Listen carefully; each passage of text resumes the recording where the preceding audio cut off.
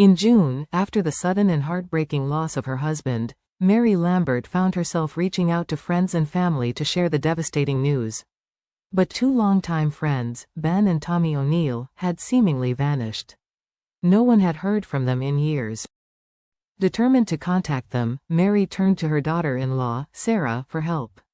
Sarah, always resourceful, picked up the phone and called directory assistance. "Do you have a number for a Ben or Tommy O'Neill?" she asked, hoping for a quick resolution. But the operator could find no listings for anyone by those names. Unwilling to give up, Sarah pressed further. "How about someone with the same last name, maybe a middle initial?" "Anything?" The operator replied that there were too many O'Neills to narrow it down that way.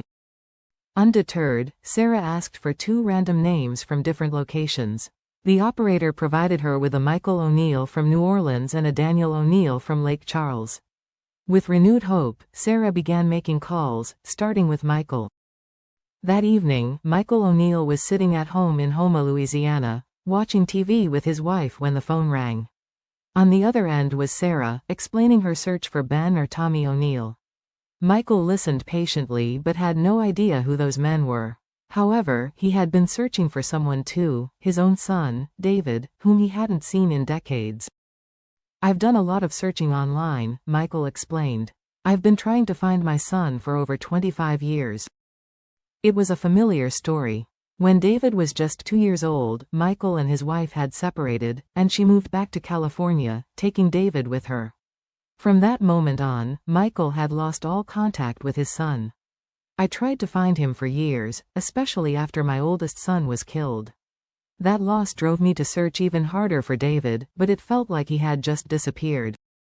Though Michael couldn't help with the O'Neills, he wished Sarah well in her search and hung up the phone. Next, she called Daniel O'Neill in Lake Charles. Daniel's wife answered the phone. After Sarah explained her search, Daniel's wife handed him the phone, and something stirred within Daniel as he listened. He, too, had been searching for someone for most of his life, his father. "I hadn't seen my father since I was 2, Daniel confessed to Sarah. "Growing up, whenever we traveled, I would always check phone books to see if I could find any O'Neills. But I never found anything." Sarah paused, chills running down her spine. "That's strange," she said. "I just spoke to a man who hasn't seen his son since he was 2 either.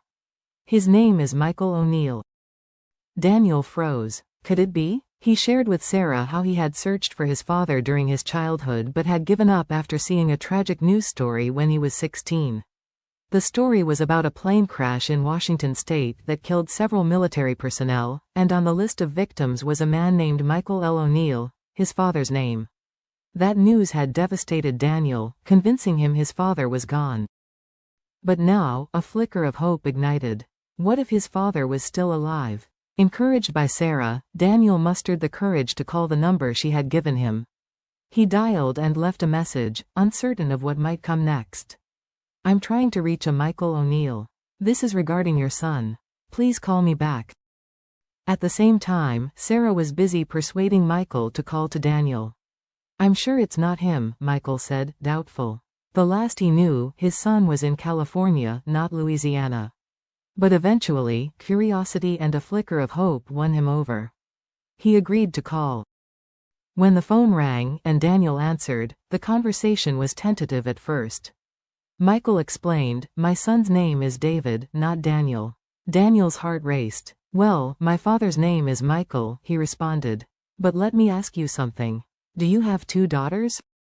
Michael's voice softened. "Yes," he replied. "One named Wendy and one named Susan." A long pause followed, heavy with emotion. Then, Michael said the words Daniel had waited a lifetime to hear. "Well, hello, son. This is your dad." The two men, separated for over 26 years, were at a loss for words. The realization that they had found each other left them both overwhelmed, their hearts full yet unable to fully grasp the moment. For Sarah, waiting anxiously at home, the news came quickly. Michael called her back, confirming the incredible truth: Daniel was his son. "You were right," Michael told her. "It's him. I found my son."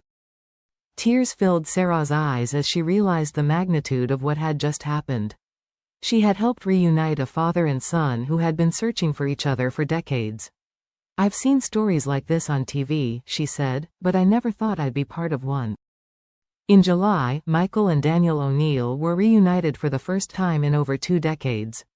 They met in person, walking toward each other slowly, their hearts heavy with years of longing and regret.